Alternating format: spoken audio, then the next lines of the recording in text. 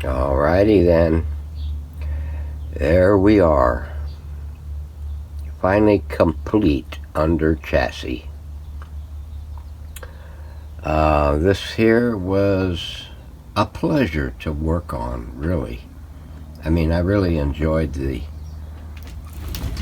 days out here, just relaxing and clipping wires and putting wires back and clipping more wires and putting more wires back. Yeah, red and yellow, red and yellow. Couldn't come up with different combinations of things because there just wasn't enough data on what the circuit was doing. So most of the wire that came off of the band switch I kept yellow. That was yellow. And red wherever it was red.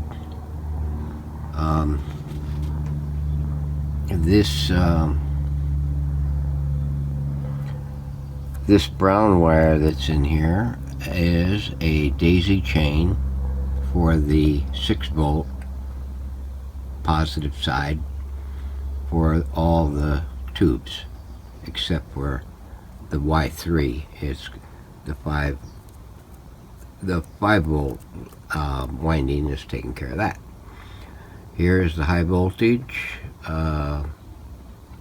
stuff, the 6-volt in the green and the 120-volt in the black and the plaid color, or whatever the color that is.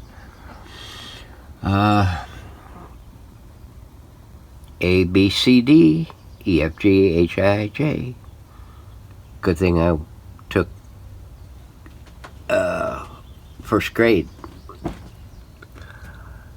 We got the safety cap buried in there. This is their original resistor for the replacement of the field coil value. We added the fuse. All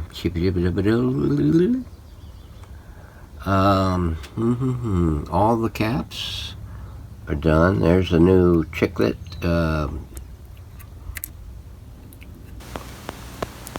silver mica. There's a few more in here. Now this resistor here, there was a 12K carbon comp resistor in here, but after flexing it a couple of times, the lead right at the barrel of the resistor broke loose. So I had to toss it, and 10K is the nearest I could come to it, so I added in a 1.8K in line with it to finish it off. The new connections to the IFs are completed. Here is the addition of a 3.5 millimeter stereo jack to 1K resistors in here to the original hot side of the phono input. Goes off and goes up into this band switch. Let me see. All the coils are back in and upgraded. There's a little chiclet there, a little silver mica there, and there's right in there is the one that I was waiting for. It showed up yesterday, so I was able to get that going and get it completed. There is the final connections to the Y3 tube. I'm going to have to take and identify these two leads here. Somebody should be able to figure it out, but I mean, eliminate the guesswork. That's why I take and number these when I put them back in. That way I can look at the pictures and say, oh yeah, that's where that sucker is. Because you might not be able to find it readily looking at the thing, and it helps in reading the schematics if you can do this. And after doing it a few times, this is my second one of this radio model. The Philcos, I've done a lot of multiple radios of the same model, and it helps to familiarize yourself with it once you handle it twice or three times. So now it's to the top, and let's take a look at it for what we got right now. Hang on, let me see if I can tip this up without damaging anything.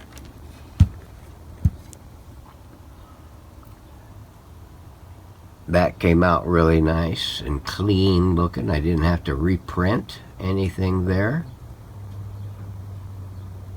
I still got to get the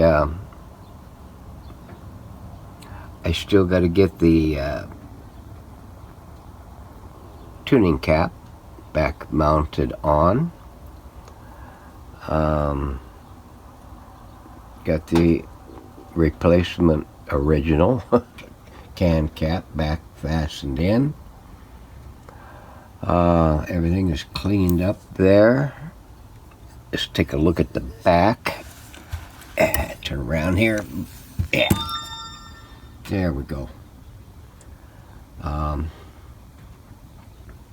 New stickers for the sticky portion of the back. Antenna connection showing how to configure those. Original sticker on the high side, ground side. This one here is linked in, so you can either use this if you got wires hanging loose, or you can use a 3.5 millimeter on there and get a mix of both channels. So that is pretty much it for the chassis, except for getting this tuning cap mounted back on. I can get that done in a little while. Let's take a review of the back cover and the what we have completed and what we have left to do on the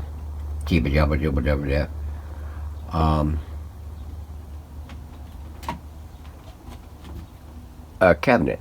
So hang on.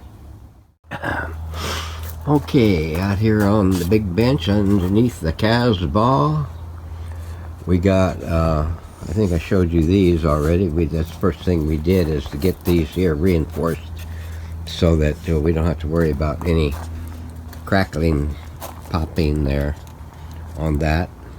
We got these things back pressed in and tight.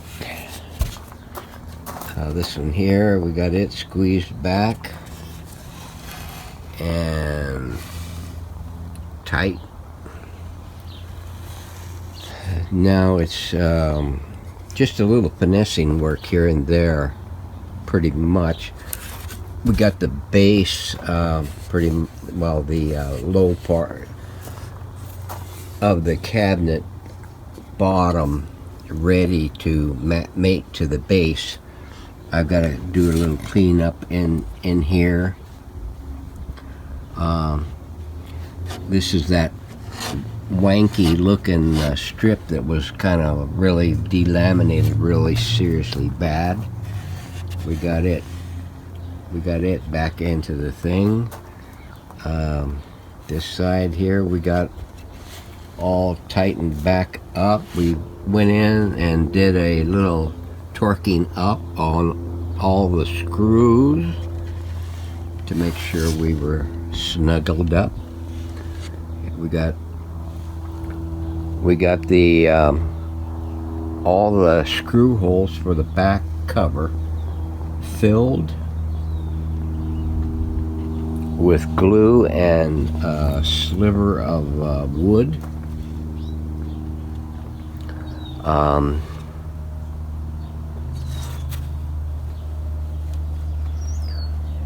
Now we just gotta get the base, the bottom, done for it, and we can pretty much start sanding on this. We'll have to get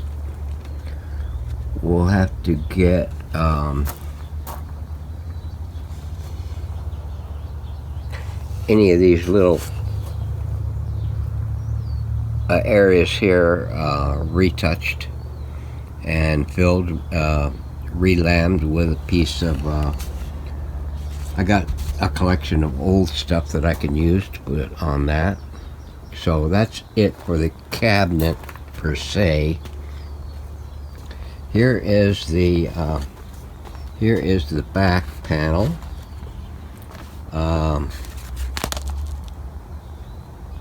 We still gotta get the holes punched in it and ready for the antenna.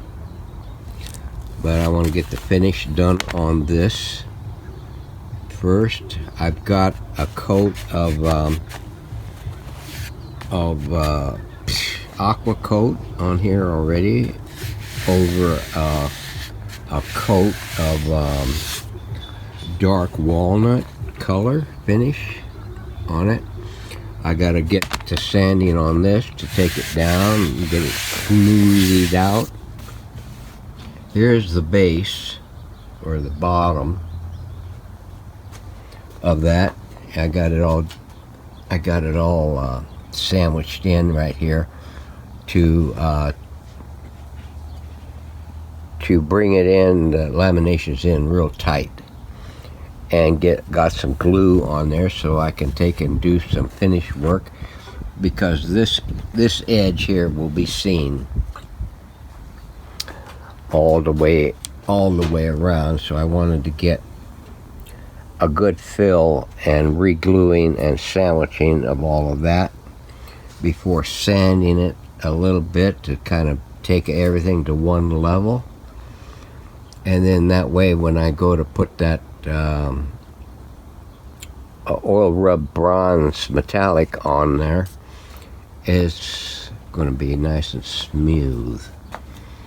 So we're going to give this another few hours to cure up good and hard. So besides the speaker grill cloth and the mounts, we're pretty much coming together here pretty quick. So anyway, sorry to talk your ear off so much. We're going to get this posted up today. Today is Tuesday. I forget. Look at your calendar. And we'll be getting her done. So thanks for hanging in there, and thanks for watching. Really appreciate those comments. So thanks for watching.